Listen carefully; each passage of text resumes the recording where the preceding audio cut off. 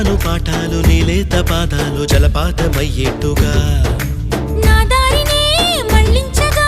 నీకెందుకు అంత పంతం మంచేతిలో ఉంటే కదా ప్రేమించడం మానటం